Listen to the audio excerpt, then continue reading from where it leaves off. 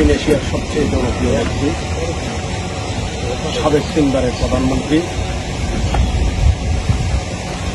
আমাদের সকলেরই জাতীয়তাবাদী রাজনৈতিক কেন্দ্রবিন্দু, বিএনপির চেয়ারপারসন দেশনেত্রী বেগম খালেদা জিয়ার রোগ মুক্তি কামনা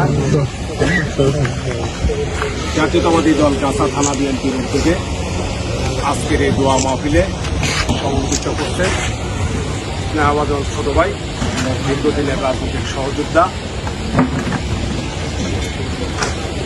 একসময় টঙ্গী সরকারি কলেজে জাতীয়তাবাদী ছাত্র দলের সিনিয়র সহসভাপতি, বর্তমান আপনাদের গাছা থানা বিএনপির সাধারণ সম্পাদক, আপনাদের প্রিয় নেতা স্নেহভাজন ছোট ভাই কামাল হোসেন।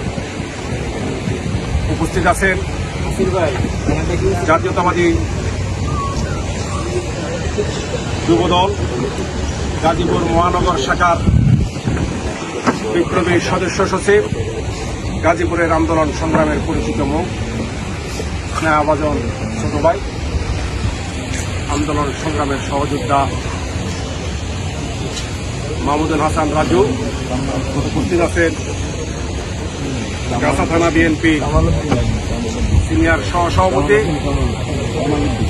দীর্ঘদিনের রাজনৈতিক সহযোদ্ধা, আপনাদের আরেক প্রিয় নেতা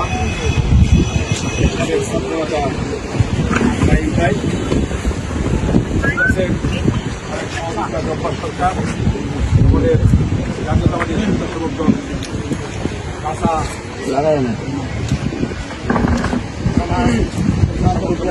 আহ্বায়ক, গাছার আন্দোলন সংগ্রামের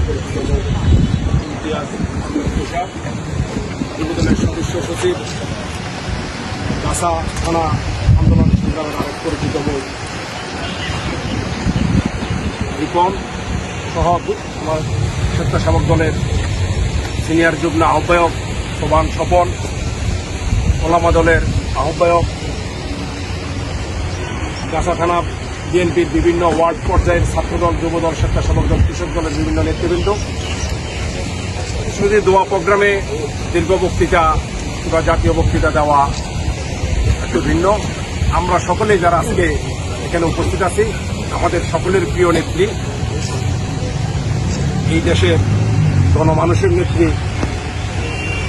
গণতন্ত্র মুক্তি আন্দোলনের একমাত্র কেন্দ্রবিন্দু, দক্ষিণ এশিয়ার সবচেয়ে জনপ্রিয় নেত্রী দেশনেত্রী বেগম খালেদা জিয়ার জন্য দোয়া প্রার্থনার জন্য আজকে আমরা এখানে উপস্থিত হয়েছি।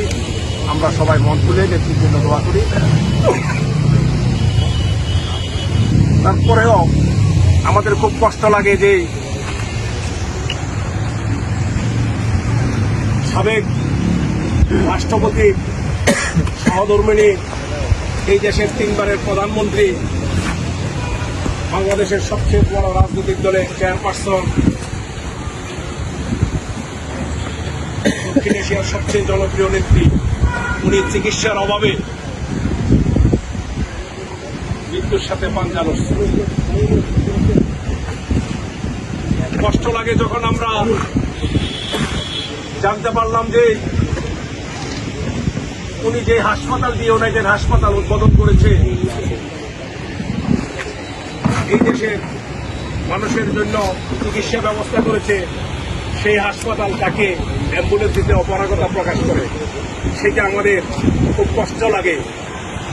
আমাদের কষ্ট হয় এই দেশের বড় বড় চোরেরা রাতের অন্ধকারে দেশ থেকে পালিয়ে যায়। এই দেশের চোরেরা বিদেশে যাইয়া উন্নত চিকিৎসা নিয়ে এসে বাংলাদেশের মাটিতে আবার বড় বড় কথা বলে, কিন্তু দেশনেত্রী বেগম খালেদা জিয়া যখন চিকিৎসার জন্য বিদেশে যেতে চায়, তখন এই ভোটবিহীন এই অবৈধ সরকারের আইনমন্ত্রী বলে যে এইটা